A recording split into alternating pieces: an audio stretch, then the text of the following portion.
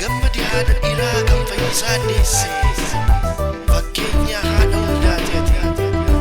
ilmi kee boonse eebbiftee ergite mirgaan gali jette mirgaan gali ilmi kee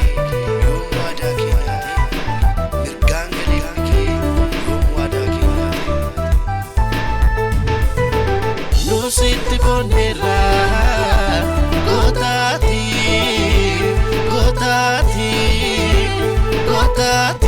kopake nu sitti Boneraa gootaati kopake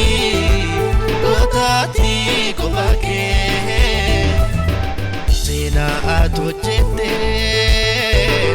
haati kees ni boonti galmee dhugaa bantee mul'ifte addunyaatti hundumaaf labsite miidhaa lammii keetii kan garaaf hin bulle gootalma gootaati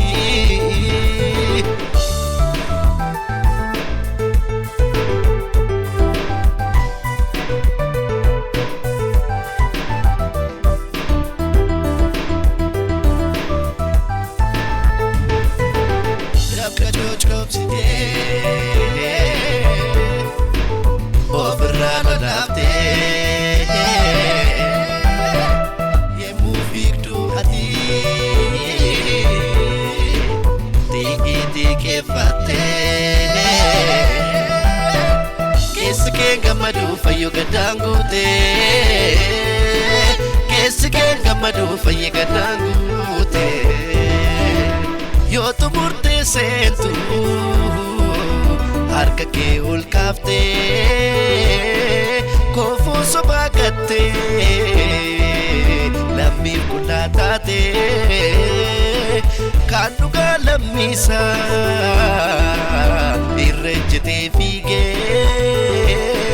Fayiisaadha inni guboo sobaa dhiigee kunoo lammiif dhiigee guboo sobaa dhiigee kunoo lammiif dhiigee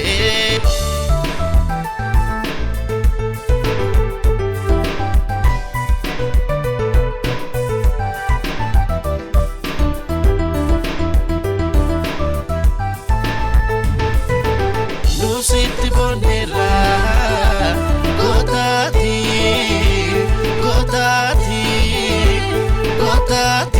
kopake nu sitti Boneraa gootaati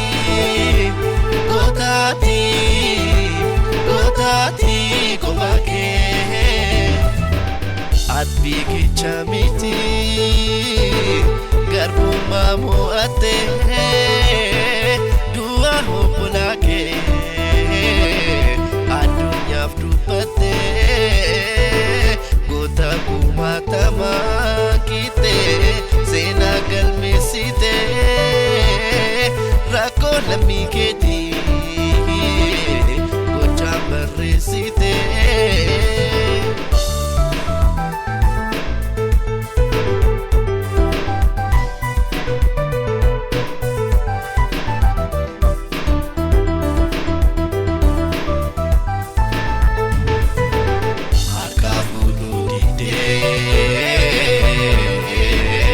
Atanaba orma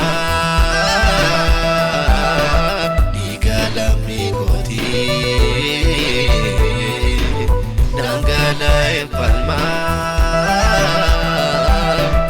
Fayiisa Lalisaa jette ana morma Fayiisa Lalisaa jette ana morma Fayiisa olmaa kee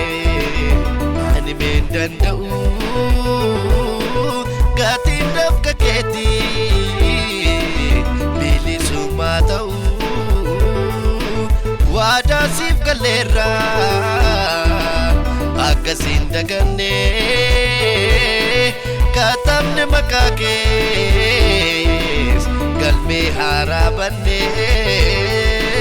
galme harabanne goota tisinjenne galme harabanne goota tisinjenne abo yeroo sanaaf rifadheera garuu nan dinqisiisu maaliif namoota du'an hin argaa namoota reebbaman hin argaa namoota hidhaman hin argaa keessa isaatti haarii baay'ee qaba haarii of keessaa waan qabuuf gocha isaa kanatti badaa nan dinqisiisa.